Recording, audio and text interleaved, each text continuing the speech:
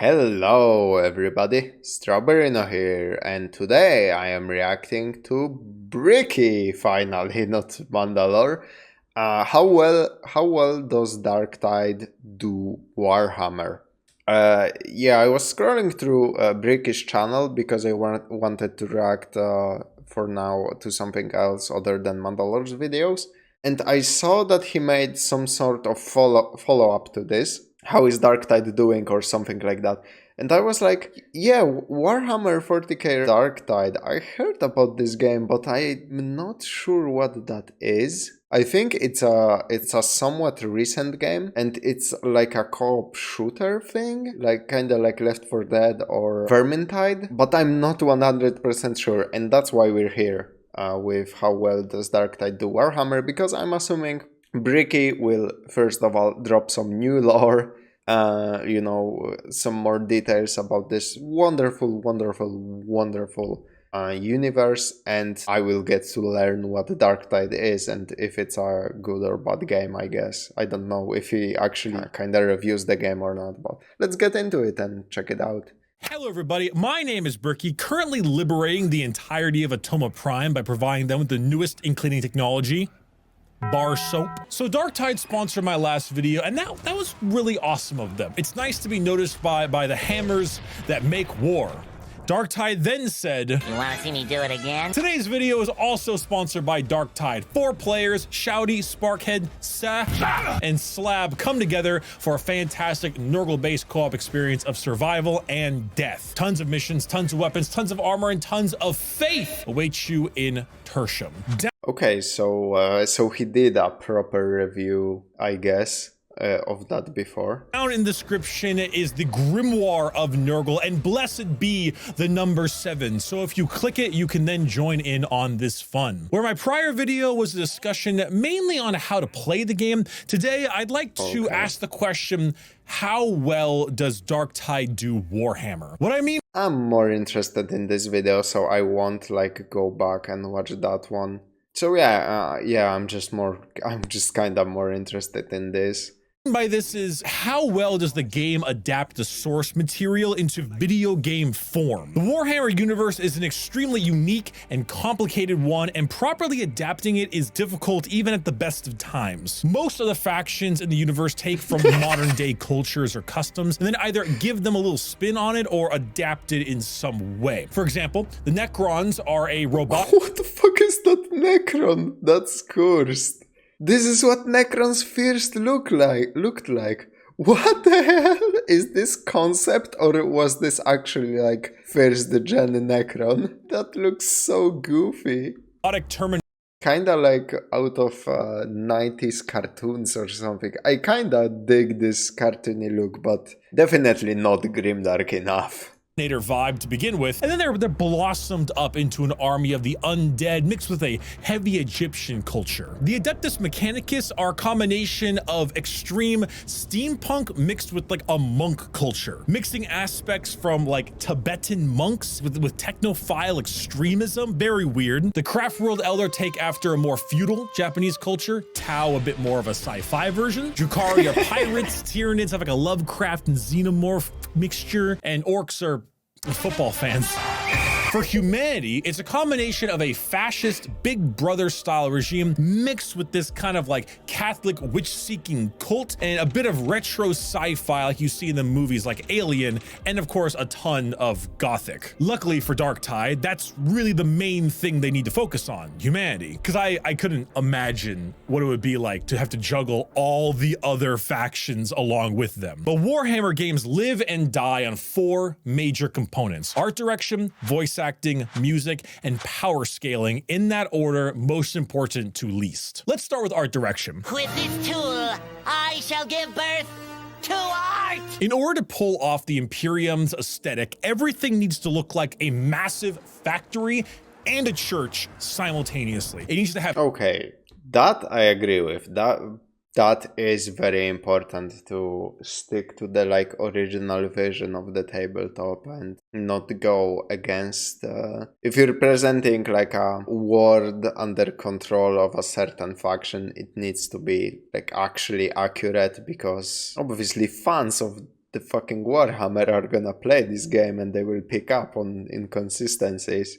Have skulls and parchment paper absolutely everywhere. For the most part, I'd say they pull this off with flying colors. Walking around the Morning Star shows this off quite well. The entire place looks like you're on the inside of a monolithic church with the statues of imperial heroes and the architecture of things like even just the windows. But within that church, it feels like a military station, like a church itself is going to war, which is pretty accurate. The cable management here makes me want to dry heave. It just goes and goes and goes, circling around metal and steel in an infinite loop. And dangerously close to those cables are candles. And by the throne, there are so many candles. Now we mix those candles with parchment and purity seals, which we are just absolutely covered in. The purity seals are, by the way, those little wax seals and pieces of parchment you see everywhere. They are inscribed with holy duties, prayers, scripture, all kinds of blessings that are supposed to resemble a lack of chaos taint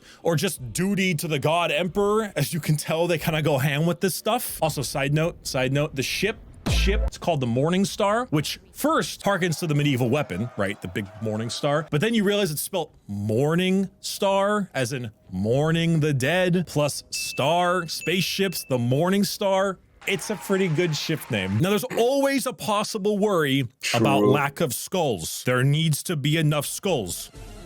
This game does not have a lack of skulls. In Warhammer, AI is illegal. So all mechanisms require a human brain, normally lobotomized and reprogrammed in order to operate, among a few other things. This is why... God damn it. We have I servo don't skulls want whatever that was. flying around. They're little, you know, servant skulls. They're the classic line, like... Hans, are we the baddies? Well, you should absolutely be thinking that the entire time playing the game, and I think they met their skull quota quite well. As for each of the classes, the guardsman looks pretty right. I'd say you could maybe 40s them up a tiny bit more. Maybe a few hanging baubles here and there, like a tiny little incense jar or an aquila here or there. But the guardsman's a hard one, since depending on where you come from, their culture can vary substantially. So it really depends on what you're trying to go for. The zealot is pretty on point. I really have no issues there. That's kind of perfect. When I think of a zealot, yeah, that's about right. The psyker is good, but I wish the actual character could have a bit more mutations. If you see the navigator class, the new Rogue Trader game, they're pretty mutated compared to the normal humans. The psyker does have a few options, right? Like strange stuff you can do with their eyes, like pitch black. But I would have liked maybe just a bit more weird bits added to it to really spice up that creepy factor. Unsanctioned psychers are sometimes like the fucking exorcist girl. So adding a bit more would be pretty dope. Ogrins are nearly perfect. Like when I first started playing this game, I was gonna comment that the ones in the game were way too smart. Ogrins are humans. What's that mean? Is it insult? Better not be insult. But then they mentioned the bonehead ship they have. I got metal machine here, but I'm okay. Which I have to commend, because I was totally okay with saying, yeah, they're way too smart for normal Ogrins, but video game, you want them to talk with the squad mates, like I'm okay with that. But they literally thought of something. I didn't even have to use that excuse. Like, bravo. Because yeah, Ogrins are normally just complete infants. Like, what? They actually thought of it with the bonehead shit. That's Finally, when it comes to Nurgle, I'd say it hits about 80% of the way. From gameplay purposes, it definitely is a bit too generic zombie at times, not to mention the amount of dude with guns they rely on, but we are definitely fighting a more Nurgle corrupted hive city as opposed to fighting Nurgle's demons. So this is to be expected, but I think I could do with a bit more. Oh, okay. So let me recap. You basically are playing a squad of guardsmen with different like special variants mixed in there. You're trying to retake a city that chaos like already pretty much started feeding on. I'm not sure how the process goes. I know that from what Bricky has said in his previous videos, usually, you know, when you have cultists or like the chaos starts spreading its influence among people, it can be very subconscious, and then basically it explodes in fucking madness epidemic, and I think that then they use the people that, like, the chaos kinda possesses people, not only people, of course, other species too, but they kinda possess the people, and then they try to open portals to let like demons and shit through. That's what I kinda assume, and from what I understand happens usually. So you're not really fighting demons per se, but you're fighting that stage where the chaos is not really fully there, because obviously there ain't demons, there ain't chaos space marines walking around, there ain't nothing like that. It's just people who have been consumed by chaos, Nurgle specifically. In this case, man, I gotta say, there are so many more interesting scenarios you can base your Warhammer 40k game in, but I'm assuming they did it for balancing, because they wanted the guardsmen to be playable and actually doing cool shit, which they can't against normal enemies. Usually they just, you know, outnumber. Like, I'm assuming a guardsman, like one guardsman, is weaker than one orc, for example. Is one guardsman weaker than one tyrannid? And yeah, obviously, I'm assuming also one guardsman is weaker than one fucking necron. Not to mention all of the other shit. They probably wouldn't handle demons unless there are like small shitty demons somebody summons. Forget about anything anything higher on the food chain, like fucking Chaos Space Marines or like the really, really big demons. So I'm assuming this was kinda picked for balancing purposes. But maybe it's an amazing fucking game, you know? I mean, Left 4 Dead is literally a zombie game, which is like the zombie genre is so fucking overdone. It was overdone back in 2009 even, when Left 4 Dead 2 came out, and that's still like my favorite fucking video game ever, because the gameplay kicks ass. Horror. That gigantic tree with the eyes and the horrifying faces are perfect. And the Beast of Nurgle is pretty disgusting too. I would have liked maybe some... Okay, so we get like bigger demons as like bosses and stuff. That's cool. Plague bearers as an enemy, or a plague drone instead of the plague ogrim. That being said, I think Nurgle was the strongest choice for enemy in this kind of game. I'd kill for a Tzeentch or a Slaanesh style, but that would be really hard to do well. I don't know how you'd pull off a Tzeentch Horde game or a Slaanesh Horde game without getting a much more than M-rated game. Nurgle, for the most part, is pretty excellent. I do want a little bit more Nurgle demons and stuff, but I also need to temper my expectations because I want to see all the things. But as far as art direction goes, this game might be the strongest. You have a solid case that Battlefleet Gothic 2 and Mechanicus might give it a run for its money, but it's a damn hard run. But it's not surprising, since like the success of Vermintide goes a long way, but it's still real treasure to see. Now, second on our list is voice acting.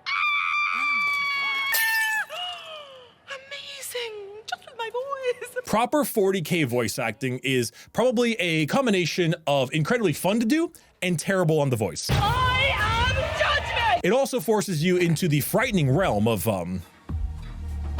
British accents. Another set of useless bloody orders from some useless bloody carcass. Like, most of humanity has that British accent, since, you know, Games Workshop is a British company, and they have been a fan of that old hobby called colonization. Though there are a ton of accents for the most part, it's just British is the standard. As for the voice acting itself, fervor is the most important aspect. You need to say your lines with your chest. The ability to really sell that, yes, this person believes what they are saying is the needle point there. You know, when an actor becomes so large, you stop seeing the character they're playing and instead start seeing the actor only. Like, I had this issue with Leonardo DiCaprio. I can only ever see him as that. Warhammer has no room for that. You must become the character. You must see yourself in this bizarre world and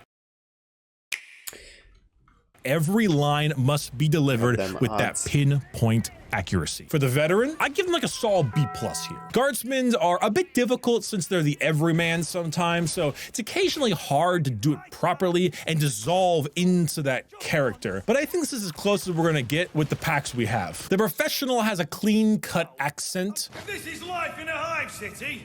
I'll stick with the guard. Give my fragging right arm to see the golden throne.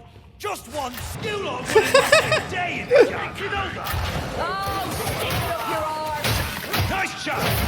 Nice fragging shot. The loose cannon definitely adds a bit more comic relief. Requesting Medicaid.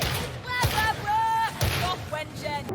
Fragging pilot. Should be allowed near a tarot deck. Help me get even with our pilot, would you? Took me for everything, and now I have to... Oh, no, you don't need to know. But the standout for me is the cutthroat from Cadia. He has that poisonous speech that comes from someone who's just really fucking pissed off all the goddamn time. And that is how I imagine Cadians probably feel right now. The tech priest is creepy. She knows her stuff. If I start speaking in ones and zeros, put me down, yeah? You wouldn't have lasted a day on Cadia. Is that right? And, how's things working out for Cadia right now? Oh, I'll say it for you. you don't wanna go there. You don't wanna go there. Okay, you'll come apart at the last moment, just like Cadia. Okay, but he came out with the big guns. Holy shit. The Zealot. Oh my god, the Zealots. Oh, they achieve a standout A++ extra credit with their voice lines. They have absolutely nailed it. If in doubt, kindred, place your faith in fire. The hotter, the better. All 6 sound fantastic. And I love how they went with different types of piety for them. They range between all kinds of emotions. They had like dorky Bible study priest. What unfathomable might hath the master of mankind, that he unites 1,000,000 worlds beneath his banner. The holier than thou attitude, and of course, like the judge, who has the emperor's light in their That sounds really fucking fun. lungs. Blood for the Emperor! Skulls for the Golden Throne! The VA work here is brilliant. No complaints. As for the Psyker, it can be a bit hit or miss. However, I wouldn't say the hit or miss comes from the performance, but rather the actual voice lines being said. The crazy, shrill loner lady and also the insane German Psyker say some heretical things. The Emperor survives on human flesh and human blood. His Imperium likewise. What is Indomitus Crusade? 'Tis a glorious attempt by Lord Guliman to unite the Master's realm across the scar of chaos. Lengths some will go to in order to earn a parade. Honest to God, Emperor, they would have been just gone significantly sooner. Just like, hey, what's up, everyone? It's me, Psyker, you know, the Carrion Emperor, and then... What? But some do mix that hybrid of terrifyingly scary and funny at the same time. They don't have outright poltergeist, which is too bad, despite understanding why they wouldn't, but it's too bad. I would have loved that. Though I think the standout here might actually be the one that constantly talks about the Emperor as his beloved. At least the Emperor's wiggled. You hear that, beloved? He's talking about you. I can teach you my secret language if you like. It has 15 vowels. Oh, I do enjoy your company. I wish you were all real.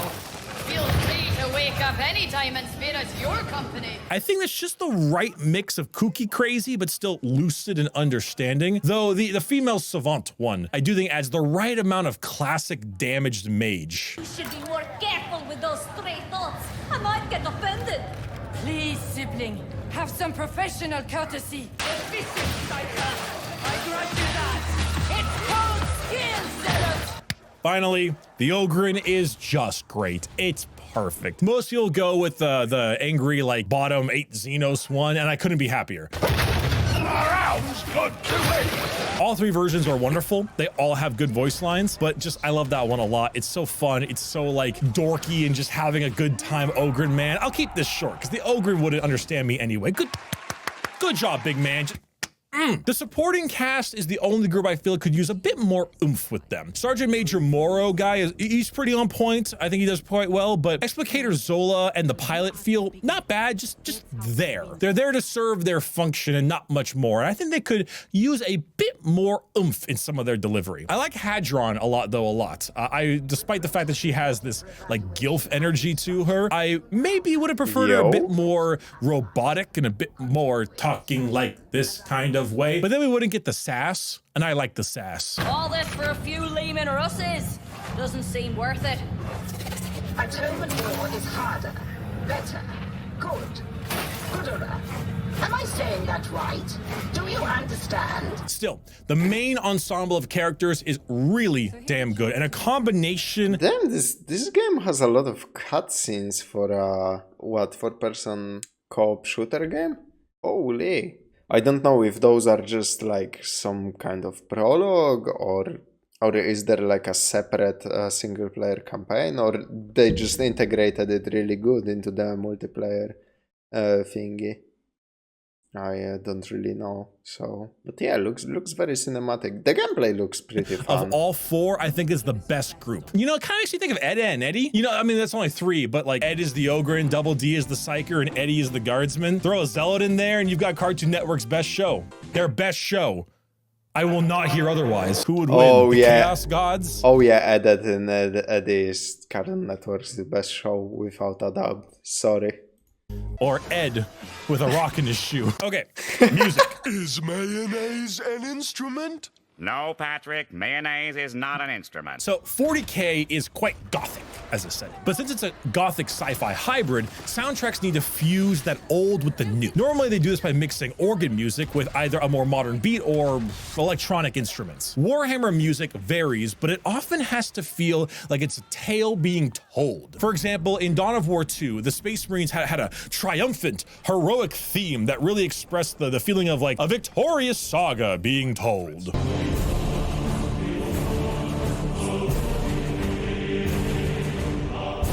Damn.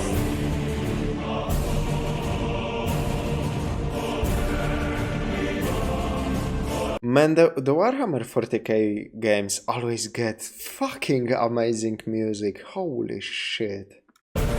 Probably not always, but at least the good ones do. You know what I mean? Whereas something like Mechanicus is a bit more inquisitive, you know? Still classic, so to speak, but they basically got gothic dubstep.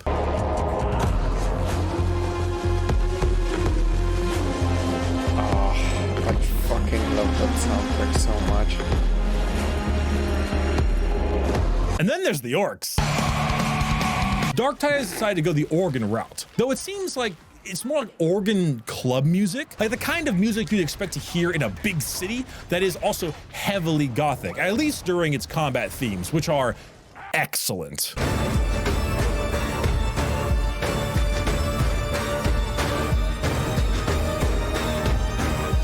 Okay, that's good. They're cooking.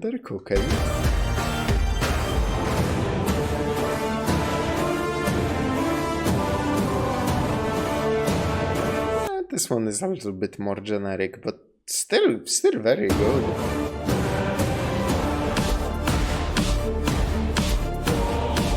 Oh, this...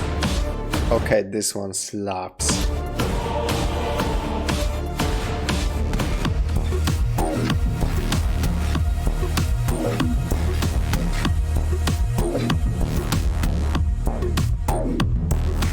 Mr. Jesper Kid has done an enviable job creating not only great soundtracks that are good on their own, but also fit in universe. A ton of choir, mixed with the organs, mixed with the strings, and great inserts of electronic combinations. Like pieces of music to be proud of.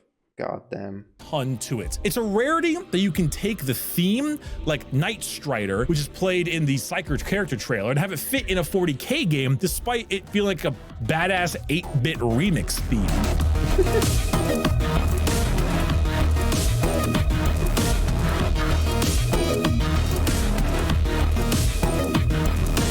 Being able able to fit that kind of soundtrack in this game is a testament. It hits all the right beats, one after the other. They even found a way to sneak in the Skaven fiddle in just a little bit of the background of the main theme, which is also a banger.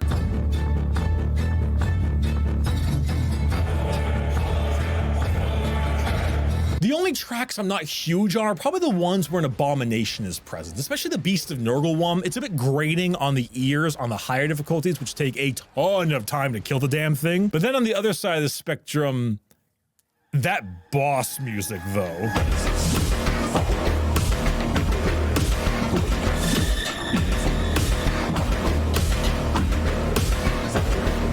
Now, there's a bit of an honorable mention for sound design in this game, which does play a big part in it, but I don't include it much because what one company thinks a lasgun sounds like can be wildly different than what another company thinks it does. And both often sound good, but there is no dedicated lasgun sound. So, you know, it's kind of hard to rate sound effects in a 40K game, as long as they sound good, because, I mean, don't worry, they sound fine.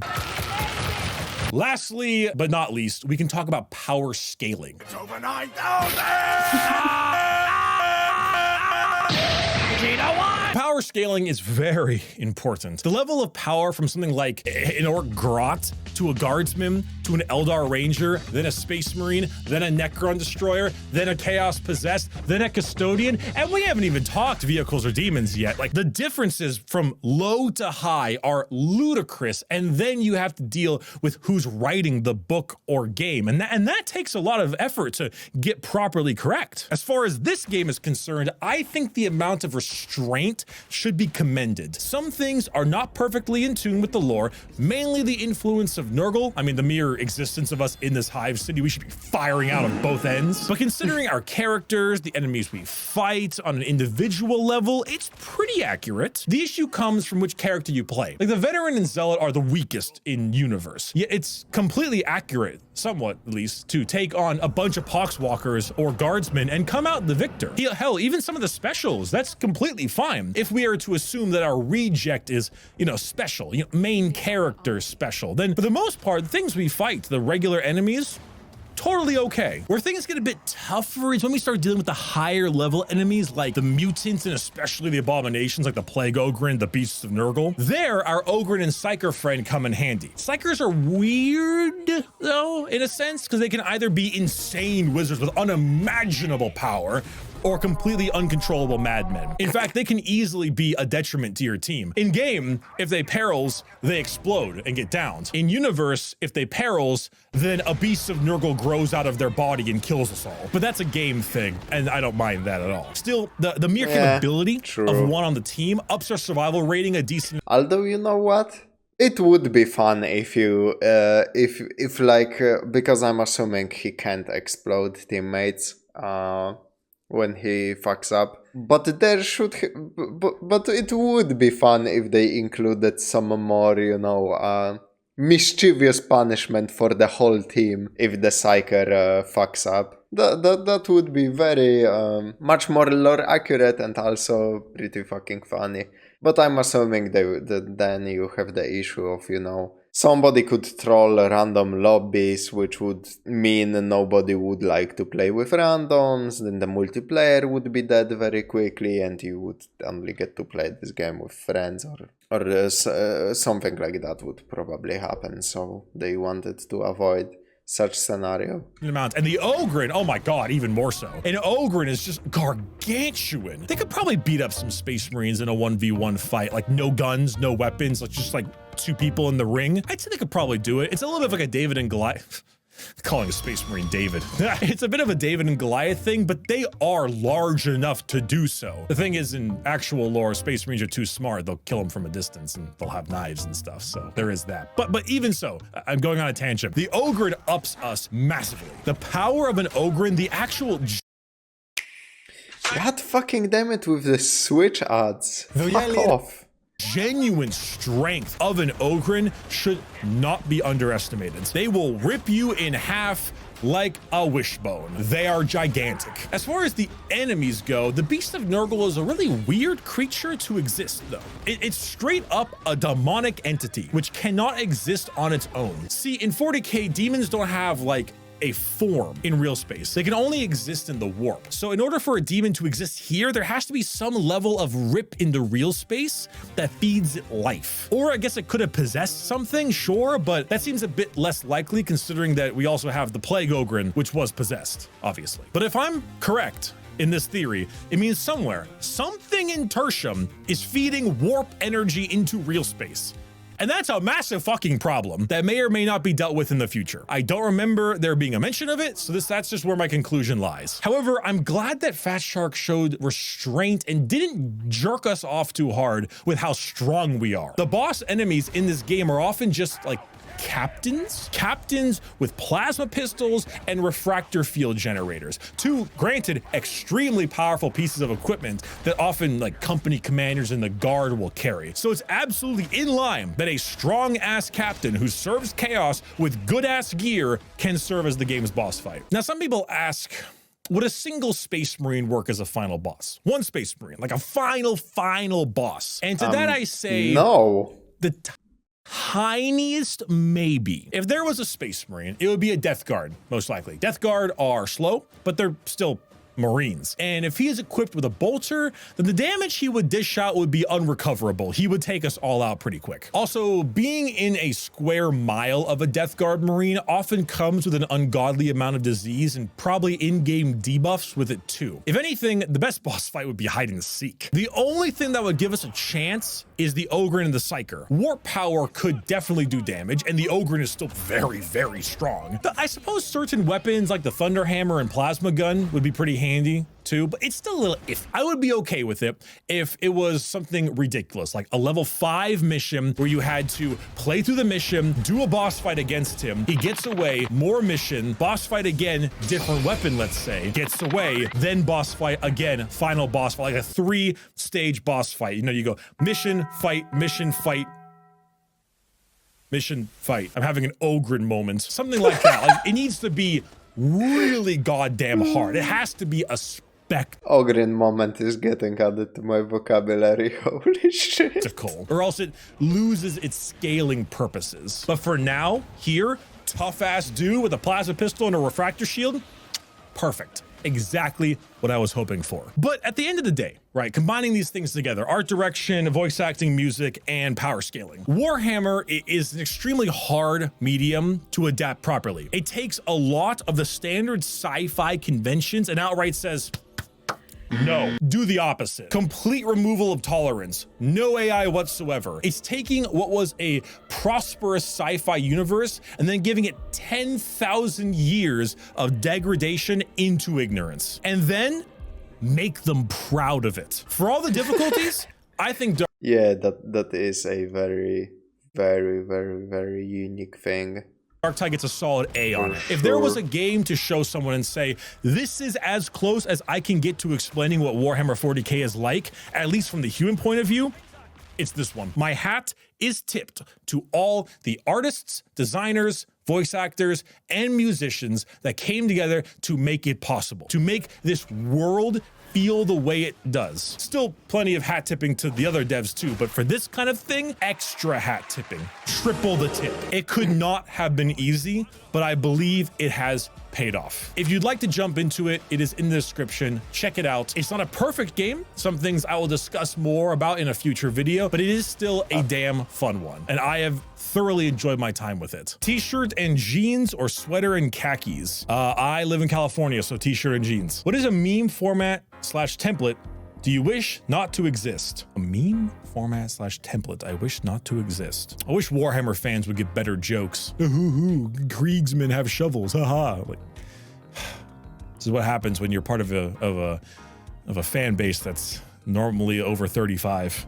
You get Jimmy Fallon humor. Really enjoyed your MW2 remaster playlist, and I wanted to ask if you have any older games in your gaming library that you wish to revisit and play. I want to really badly make a video on Call of Duty Infinite Warfare. I love that game. I think it's great. I want to make the video title Call of Duty Infinite Warfare is amazing and you're all stupid. That's gonna be the name of it. You're all wrong. I think it's amazing and I want to do like an 1.5 hour long video talking about it. Isn't Infinite Warfare like a really, really good game for people who normally don't like Call of Duty? one day. I will see you next video. I don't know when it'll be out. Maybe not super soon, but soon enough. Maybe. I lie to myself a lot. Bye. Come on. Obviously, you're a skater. Okay. Yeah, I saw this video. How is Warhammer 40k Darktide doing now? Darktide Revisited. I assumed it wasn't that good. I don't know, something about the title struck me as, oh, so maybe it was bad at launch, or there were problems at launch, and maybe the devs getting back on track. To be fair, this is a sponsored video. If there are problems with the game, I wouldn't find them out here probably. So yeah, honestly looks pretty fucking fun. I will look at, maybe I will just take a quick peek at some of the comments, see everybody else thinks. I think they did a really good job with the art, especially in details. One thing that caught my eye immediately is that a lot of the optics that the veteran can put on their guns are shaped in kind of a gothic arch. That's a really nice detail. I'm having an Ogren moment, needs to be mainstream Warhammer 40k vocabulary, fucking definitely. I love Darktide so much. A few things to bear mention are the weight and impact of weapons. Yeah, just mostly positive. I like the RPG elements they added, like picking your background and past. Okay, so no complaints basically. Holy shit, this game must be pretty good then. Yeah, I might need to check it out because I love that style of game for player co-op. Like I said, Left 4 Dead, fucking amazing game, I loved it. Vermintide, I also really liked. So yeah, that's everything for today, I think. And yeah, might need to add this Darktide to my list of games to play. Yeah, I should check up that follow-up and see if the multiplayer is still alive. See how it's doing and stuff in the next Bricky video, so look forward to that, and in the meantime, stay safe out there, and I will see you, as always, in the next video.